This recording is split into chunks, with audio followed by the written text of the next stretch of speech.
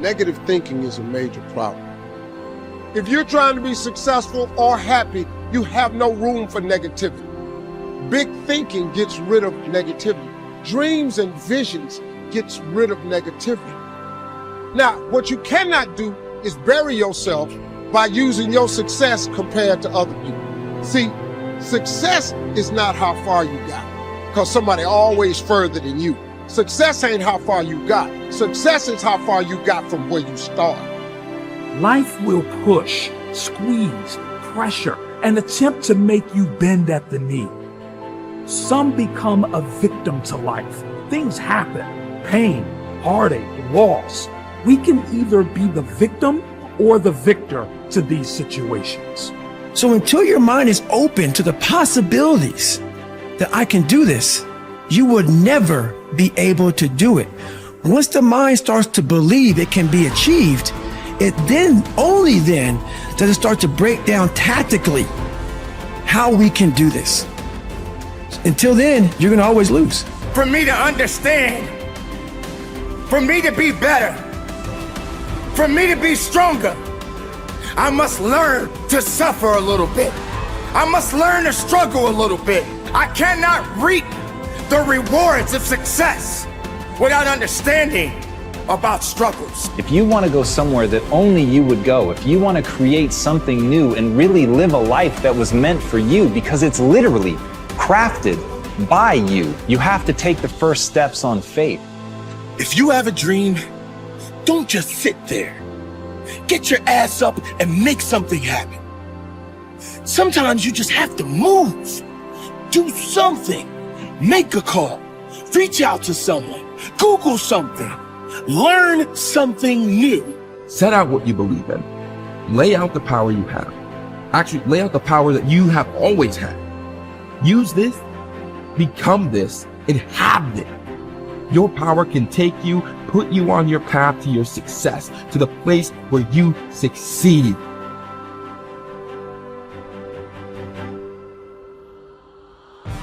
You have, and you always will have this potential to improve, this potential to adapt, and this potential to change. This is what you've been working for. Go on and receive that. Trying to get insight and see life as a puzzle, and your goal in life is to seek the adventures that piece the puzzle together. Who are you? You're the thing that transforms who you are. Now, you're also who you are, but on top of that, you're the thing that transforms who you are. You are the thing that is, and you're the thing that becomes. And you should put the thing that becomes at a higher place than the thing that is. That means you also have to allow yourself to shake off those things about you that you might be pathologically attached to, habits and people, for that matter, ways of thinking, all of those things. You have to allow yourself to shake those off, and that's more like a burning. That's why the phoenix is the symbol that it is, right? It's old and it deteriorates, it bursts into flame, and then it's reborn. It's like, well, do you want to be reborn? It's like, it's not the question. The question is, do you want to burst into flame? And the answer to that generally is no, but that's the wrong answer. The right answer is you let all that nonsense burn away. And you know, and you might say, well, I don't know what I should leave behind. And the answer to that is, that's a lie. You know some of the things that you should leave behind. All you have to do is ask yourself. You'll come up with a list instantly of 100 stupid things that you're doing that you know you could stop doing. Some of them maybe you don't know you could stop doing. It's like, well, fine, leave those alone for now. But there's a bunch of things you perfectly know well that you could stop doing that would improve your life. And so do that, see what happens. That's a good idea. What's really interesting is self-value, real self-worth comes from doing hard things. We keep talking about self-love. We keep talking about loving yourself, believing in yourself. That happens naturally when you go through something difficult. Everyone who's listening right now, I guarantee has been through something difficult. Maybe they lost a friend.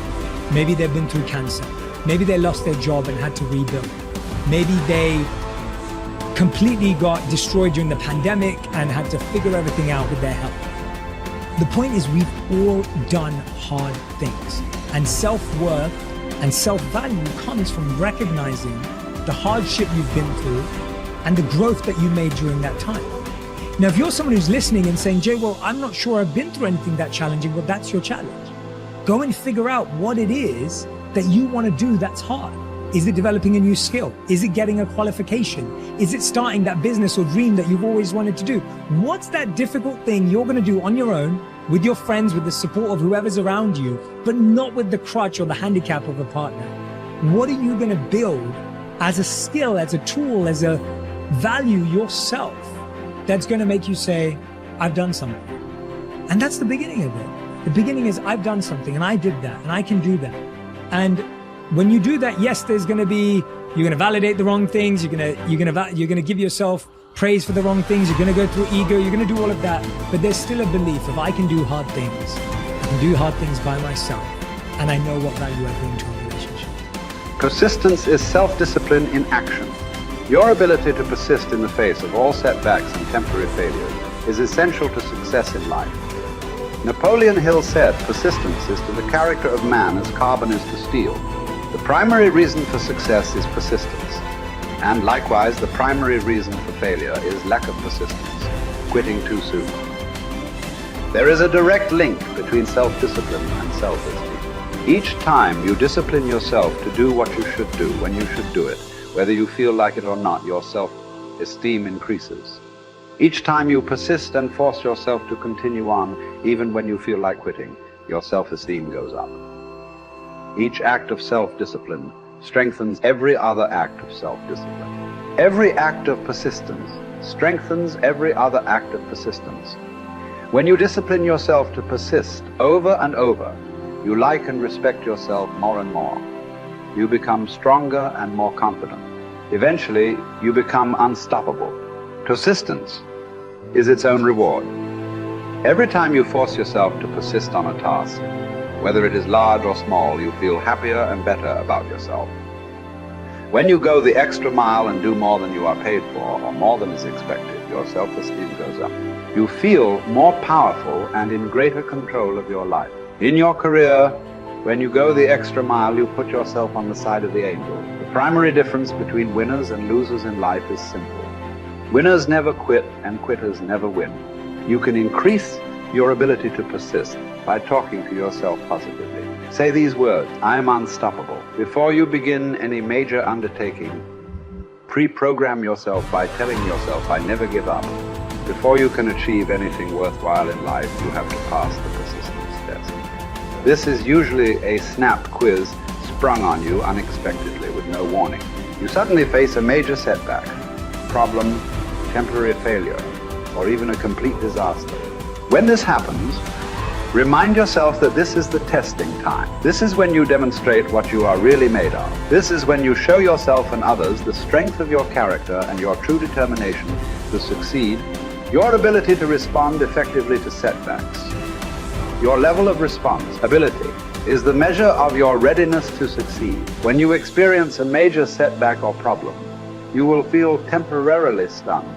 This feeling is very much like a punch in the emotional solar plexus. You will be stopped for a few seconds or a few minutes. During this period, you will often feel discouraged or experience self-pity. You will say, why me? However, it is not how far you fall that counts, but rather how high you bounce. Your aim is to bounce back as quickly as possible. Resilience in the face of unexpected reversals is vital to long-term success. Remember the warrior's creed. I will lay me down to bleed a while and then rise and fight again. Don't be surprised, shocked, or set back when things go wrong. Your best laid plans will often fall apart. Instead, expect disappointments and setbacks as a part of life. Take a deep breath, pick up the pieces, and continue onward. Our minds, our thinking controls our destinies here on Earth to a degree totally unsuspected by the great majority of people. When you think about it a moment, it becomes so obvious, so clear and simple. Well then, if we become what we think about, and if we can control our minds, we can pretty well tell our own future. And that's the point I want to make. That's what I meant when I said earlier that each one of us is the architect of the structure fashioned by our years. This means that if we're confused about what we wish to become or accomplish, our lives, our environment will mirror that confusion. It also means that if we know what it is we seek, that it must be accomplished. Barring an act of God or a catastrophe over which we have no control, we as individuals can call our own shots for the rest of our lives. We can know what it means to go through life from one success to another, to play life according to the rules and reap the rewards. We can know what it means to have peace of mind and live calm, cheerful, successful lives. You are at this moment the sum total of your thoughts to this point, for there is nothing else you can be. And 5 years from now, you can be and have anything you set your entire mind and heart upon.